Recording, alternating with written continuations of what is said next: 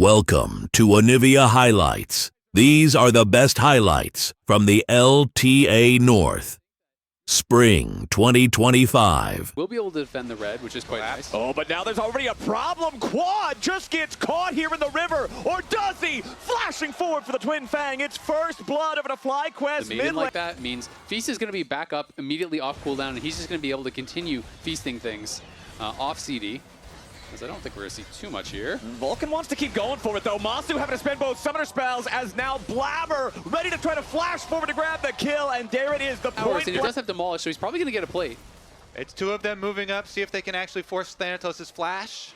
All right, Quad's going to lead the way, sidesteps out of the cage.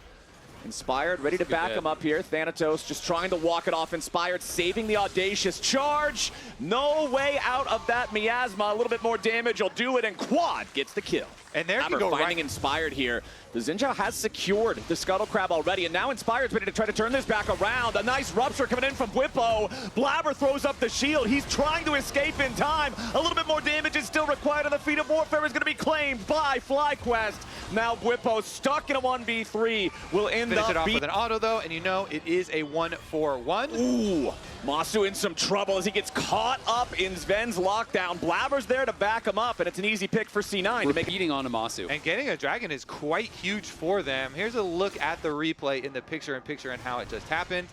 Nice little slow there from Sven to start it out. And they're able to lock him down. Let's take another look, though. Whippo back up with the Maiden, and the Maiden says goodbye.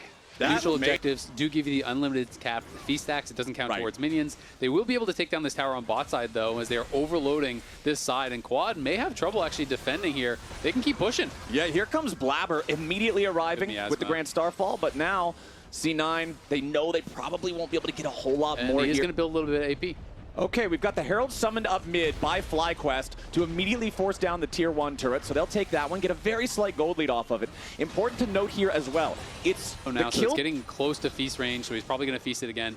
You can't just one-shot anymore, but we're fighting on bot side. Yeah, bottom side, we've already got the fight over the Drake, as immediately it's going to be claimed by C9 and Blabber, but now he's got to be careful. The Realm Warp, Loki trying to get the rest of the team out of here, as now Blabber's going to be caught over the wall, and a beautiful shot from Masu to finish him off. That's 2 kills going for FlyQuest. C9 might have got the objective, but it's Fly. That is down there as well to funnel more money into Quad. Again, this is 3-kill Cassio. He's got all the tools he needs to carry this game, as now the top lane tier 1 turret about to fall. Whippo crashing the wave into that one. Brings Lucio still just hanging out over the wall in case somebody tries to approach from the tri-brush. Yeah, this one's already done. They want to give the feast over to Whippo, and it looks like he secures that one. Thornbound Otacon goes FlyQuest's way alongside the boot reward, not even 21 minutes into the game. Yeah, and you definitely, you agree with that call, right, for Cloud9. You don't want to actually fight right now. The Cassio on the rise with his Realm Warp ready.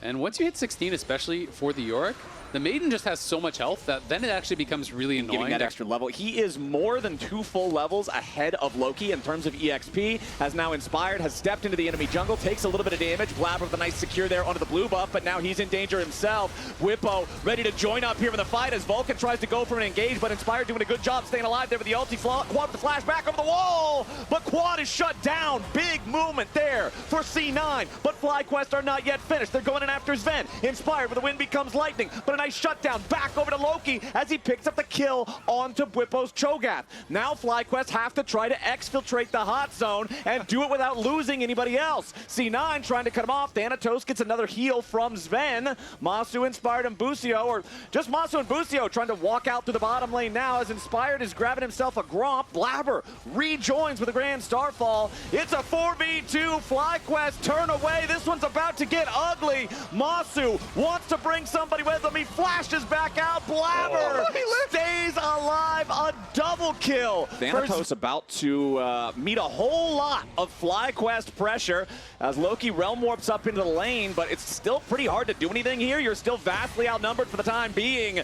Sven's ulti is not nearly enough to save Thanatos. Whippo loses half HP in the fight, but that doesn't matter too much. 45 seconds with the C9 top laner dead. Yeah, they do actually get that kill again. Not able to get the feast stack, unfortunately. At first, oh, they're just going to start this. They're just going to start the Baron right now. Okay, C9 on the approach. They got themselves in a 4v5. They've got to try to stop FlyQuest from being able to secure this objective. Right now, Inspired and Quad just two-manning the DPS as Masu and Busio try to interfere on the C9 approach. Busio immediately jumping in for the headbutt pulverize onto Blabber. Quad moves up to throw the miasma down, and Blabber's out of the picture. Enemy jungler taken care of. FlyQuest never even dropped aggro on the Baron. They're going right back into the pit to finish what they started. It's Baron for Fly, 27 minutes in. And it's all because they got that... With C9 at least being able to buy themselves time to not have to contest these dragons with the early ones they secured. This would be a whole lot scarier if you nice didn't injection of gold. Yeah, I don't think Thanatos or the Maiden or the Ghouls or anybody is walking up to save that one as Busio is launched by the Blast Cone further forward to see if maybe there's a wraparound angle to go ahead and assist Bwipo, but now Busio has already lost almost all of his life. The Senna ulti flies out. Busio survives and does not spend the Unbreakable Will to do it. Meanwhile, bottom lane, Loki was pushing the whole time. He claims a tier 2. Now FlyQuest is going to... So incredibly tanky. And as Quad gets it low, Inspired is going to make his way over just in case there's no chance for Blabber to do a crazy entry into the pit like what you're seeing right there. Blabber makes his way over as Inspired and Quad are ready to fight back. Busio and Masu off to the side of the fight as Bwipo is ready to teleport in right on top of everybody else. Tons of damage here on the Vulcan as Masu is firing straight through his heart. Blabber's already down to the snake bite venom. FlyQuest have already claimed 2. Loki's trying to... Really good. Wait a second. Okay, Bwipo might have walked into some trouble because Loki's ready to TP in and join Thanatos here for the 2v1 against the FlyQuest top laner. But now Bwipo's got a little bit of backup as well. Quad makes his way down to the fight with his own TP to try to keep Bwipo alive. Now he's got the miasma out. Thanatos trying to catch up. Sven looking for the damage, but Bwipo stays alive. Saving Private Bwipo is the name of the movie, and Quad is the star actor. A double kill for the FlyQuest mid laner, and Busio is ready to line it up for number 3. Bwipo gets his shield and walks right back away. Quad grabs another one, and FlyQuest just dance around him. In Bwipo's time of need, Quad is there on his signature pick. That Fan Cassio comes up huge with the teleport. He defends his teammate, and FlyQuest with the Baron are going to take C9 buildings. Yeah, Quad is already up over 3K. I mean, Loki TP'd in way earlier, but anything you could do, I can do better. Quad shows up. Even with the Senna there, it just didn't even matter. They're cracking the base, and there's still some time on these death timers here.